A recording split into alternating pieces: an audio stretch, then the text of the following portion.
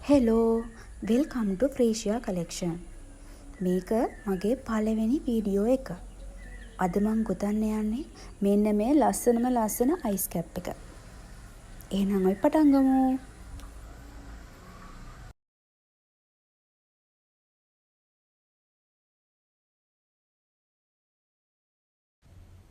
මම පාවිච්චි කරන්නේ පාට දෙකක මේ මිල්ක් කොටන් යාන් වර්ගය. මේක තික්නස් එක මිලිමීටර් 4 ග්‍රෑම් 50ක් බර මිල්ක් කොටන් යාන් එක. ඊළඟට අපිට ඕන කරනවා කතුරක්. මිලිමීටර 3.5 හූක් එකක්. එහෙම නැත්නම් ගොතන කට්ටක් ඕන වෙනවා.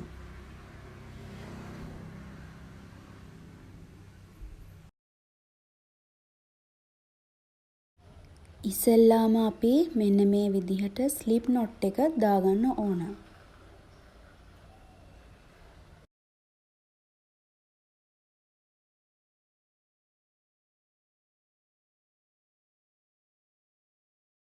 දැන් මම දන්වැල් පුරුක් 60ක් ගොතනවා. මේ දන්වැල් පුරුක් 60 සමාන වෙනවා අඟල් 11කට. ඒ කියන්නේ අපේ අයිස් කැප් එකේ උස.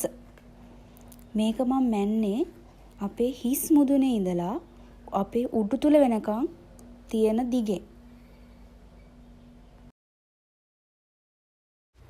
අනික් වැදගත්ම කාරණේ තමයි අපි මේ දන්වැල් ගොතද්දී අත සැහැල්ලුවෙන් තියාගෙන ඕනාට වඩා බුරුලටත් නැතුව ඕනාට වඩා හිරටත් නැතුව ගොතා ගන්න ඕන.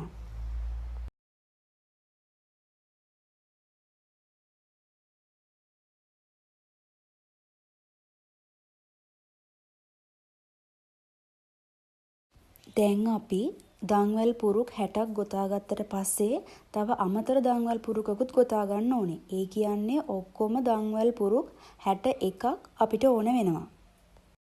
හොඳයි. දැන් අපි අපේ බේස් එක හදාගෙන ඉවරයි. මේ චේන් එක තමා අපේ බේස් එක. දැන් අපි ඊළඟ ස්ටෙප් එකට යමු. චේන් එක අනික් පැත්ත හැරෙව්වහම ඔයාලට පෙනෙයි බෑක් ලූප් එක තියෙනවා. මම දැන් ප්ලාස්ටික් ඉදි කට්ටෙන් පෙන්නන්නම් පැහැදිලිවම බෑක් ලූප් එක කියන්නේ මොකක්ද කියලා. අපි මේ අයිස් කැප් එකට පාවිච්චි කරන ගෙතුම් ක්‍රමය තමයි සිංගල් ක්‍රොෂේ කියන්නේ.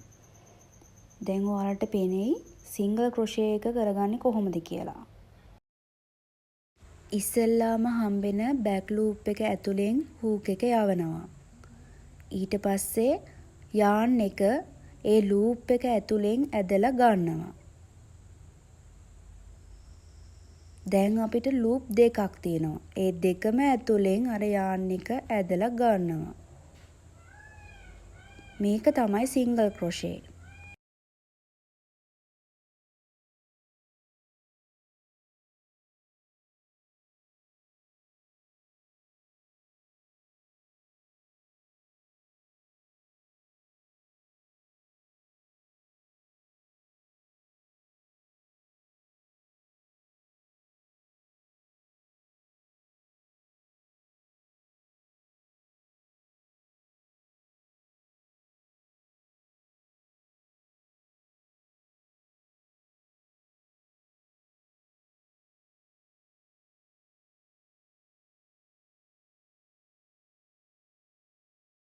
මේ වගේ සිංගල් ක්‍රොෂේ 60ක් කරගන්න ඕන. ඔයගොල්ලෝගේ බෑක් ලූප් එක නිකන් හිරට වගේ තිබ්බොත් ඉදි කට්ටෙන් මේ වගේ බුරුල් කරගෙන නැවත ගෙතුම පටන් ගන්න පුළුවන්.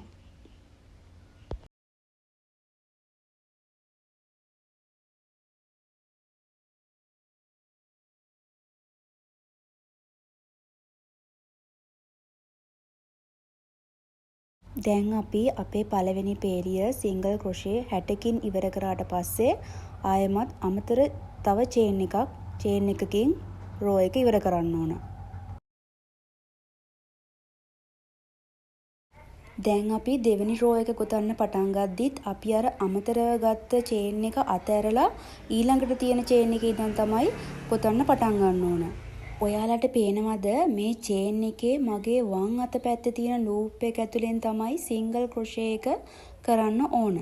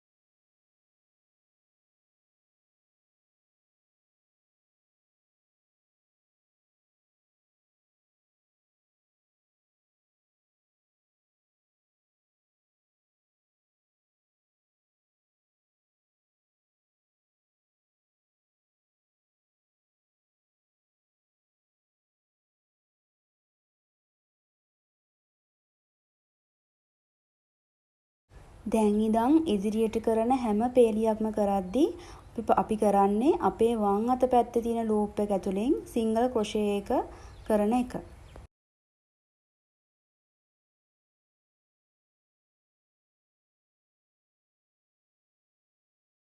මම මේකට පාට දෙකක් පාවිච්චි කරනවානේ. මම මේ තද නිල් පාටින් මේ වගේ පේලි 16ක් ගොතා ගන්නවා.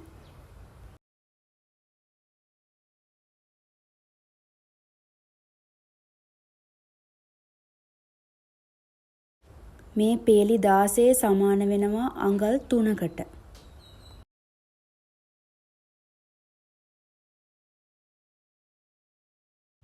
මේක හරීම වැදගත්. හොඳට බලාගන්න පාට මාරු කරන්නේ කොහොමද කියලා.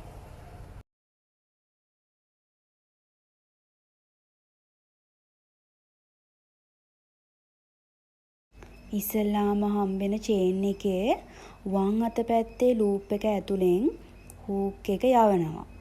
යවලා නූල ඒ ලූප් එක ඇතුලෙන් ඇදලා ගන්නවා. අපි සිංගල් ක්‍රොෂේ කරන විදිහටම. දැන් අපිට ලූප් දෙකක් තියෙනවා. දැන් අනික් පාට යාන් එක ගන්න. දැන් ඒක අර ලූප් දෙක ඇතුලෙන් ඇදලා ගන්න.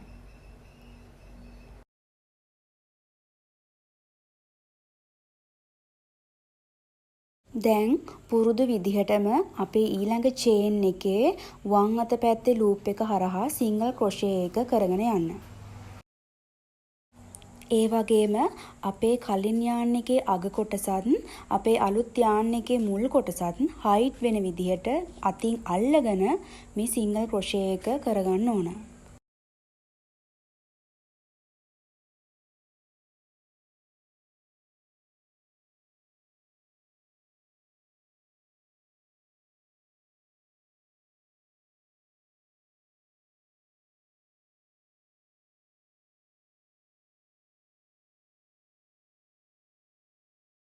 අපේ පරණ යාන් එක කපලා අයින් කරන්නත් අමතක කරන්න එපා.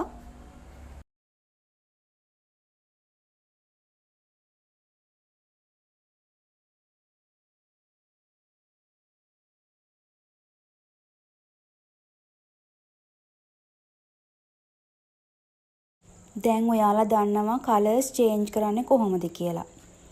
දැන් මම මේ අලුත් පාටින් පේලි 6ක් ගොතනවා. මේ විදිහට පාට මාරු කර කර මම අඟල් 21ක් වෙනකල් ගොතා ගත්තා. තද නිල් පාටින් පේලි 16කුත් ලා නිල් පාටින් පේලි 6කුත් මාරුවෙන් මාරුවට මම ගෙතුවා. හිසෙයි වට ප්‍රමාණය ගණන් කළ තමයි මං අඟල් 21කට මේක ගොතා ගත්තේ.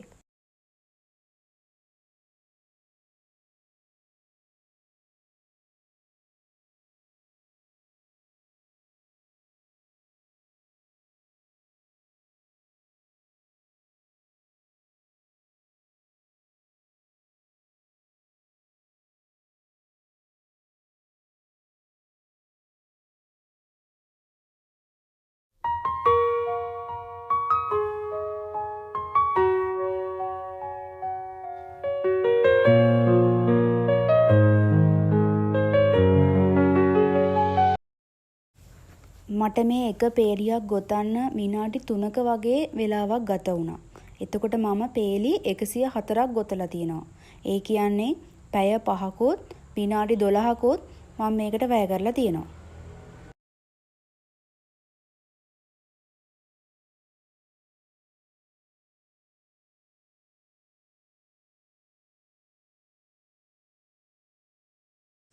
දැන් හොඳට දෙපැත්ත පෙරලලා බලලා අපි අර කලින් පාට මාරු කරද්දී අපි හයිට් කරපු නූල් එහෙම එළියට පැනලා තියෙනවා නම් ඒව කපලා අයින් කරගන්න ඕන.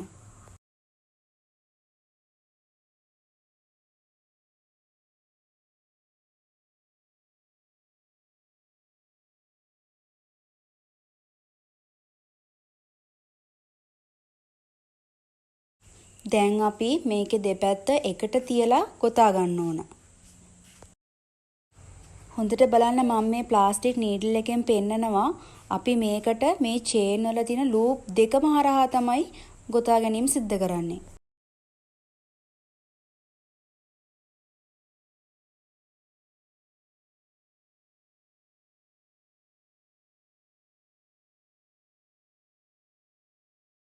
ඔන්න අපි පළවෙනි චේන් එකේ ලූප් දෙක හරහා අපේ ගෙතුම් කට්ට දානවා.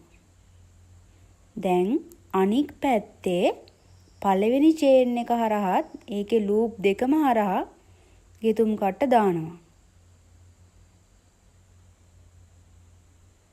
දැන් යාන් එක ඒ ලූප් දෙක හරහා ඇදලා එළියට ගන්න ඕන.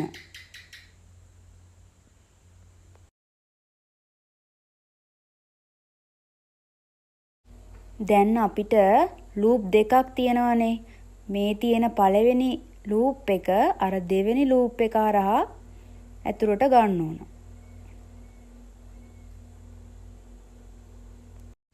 ආයෙත් හොඳට බලන්න.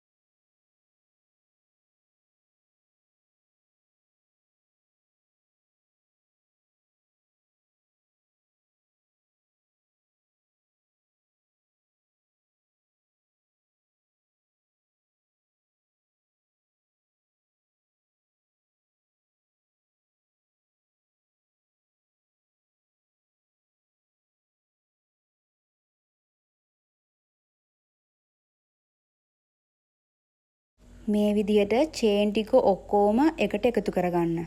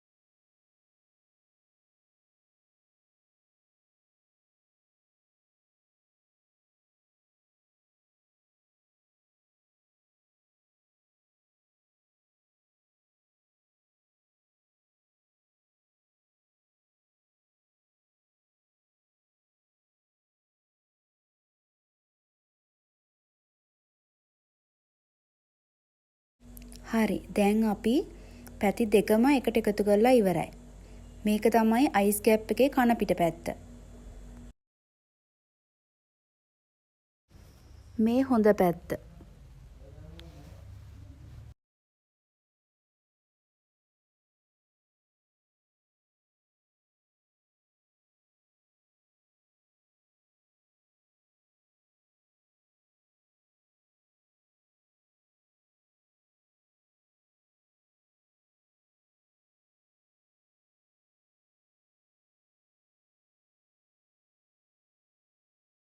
අපි දැන් ඊළඟ අදියර විදිහට මේ අයිස් කැප් එකේ හිස් මුදුන හරිය මේ විදිහට එකට එකතු කරලා මහ ගන්න ඕන.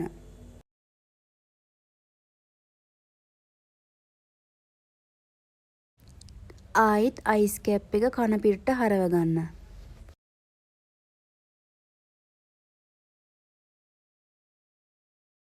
මේ තියෙන්නේ අපි අපේ ප්‍රොජෙක්ට් එක පටන් ගත්ත තැන. මේ ඒකේ ඉතුරු වෙච්ච කෑල්ල මේ විදිහට කපලා අයින් කරගන්න.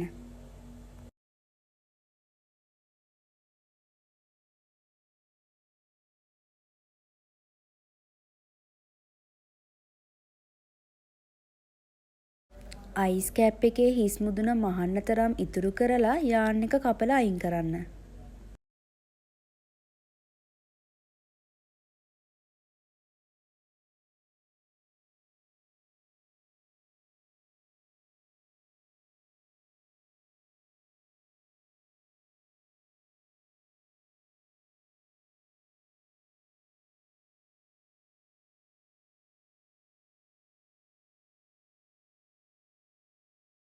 මම මේක මහන්න පාවිච්චි කරන්නේ ප්ලාස්ටික් නීඩල් එකක්.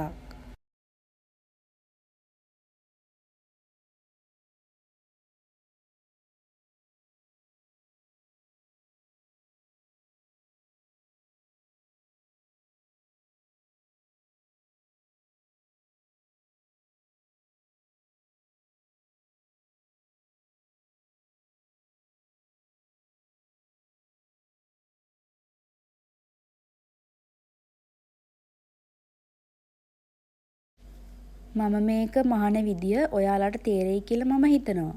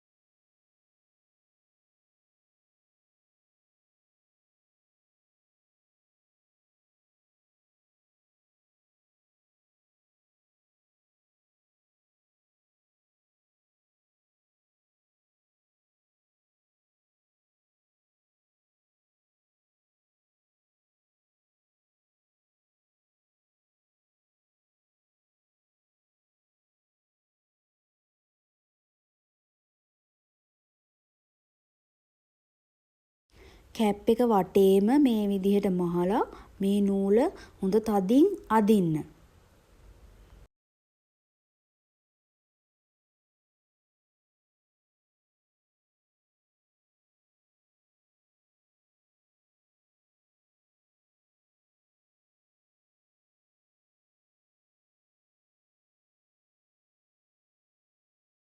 අපි කොච්චර තදින් ඇද්දත් මේ වගේ හෝල් එකක් නම් අනිවාර්යෙන් ඉතුරු වෙනවා.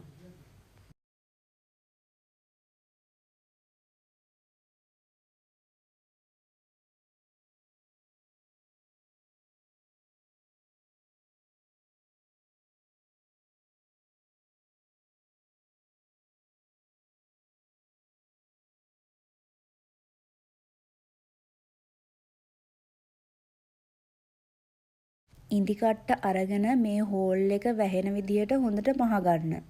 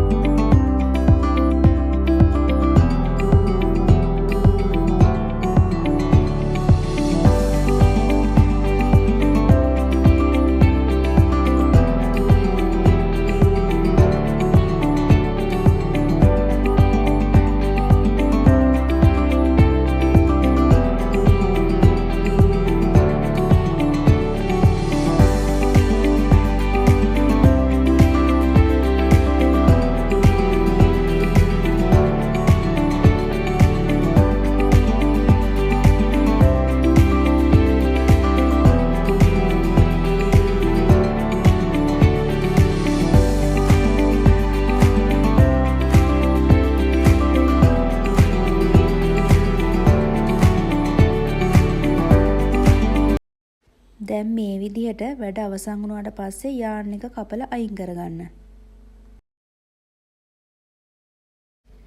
දැන් අපි මේක හොඳ පිටට හරවගමු.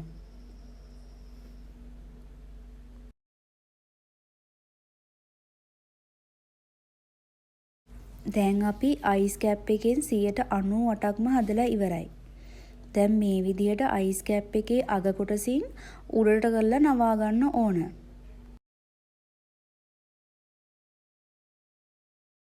ඔයාලා කැමති නම් අයිස් කැප් එක පාවිච්චි කරන වෙලාවට මේ විදිහට නවලා ඇඩ්ජස්ට් කරගන්න පුළුවන්.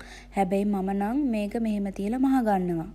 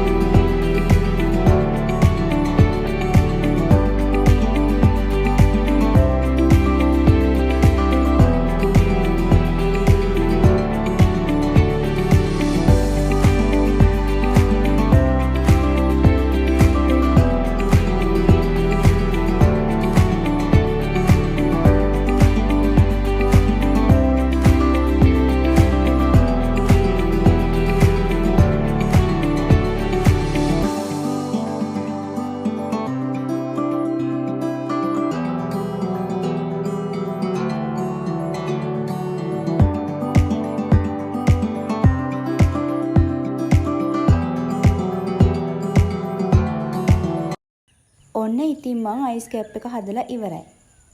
ඔයාලා ක්‍රොෂේ කලාව ගැන පොඩි හරි දැනුමක් ලබා ගන්න ඇති කියලා මම විශ්වාස කරනවා. මේ වීඩියෝ එක වටිනවා කියලා හිතනවා නම් මාවත් සබ්ස්ක්‍රයිබ් කරගෙන යන්න. බයි.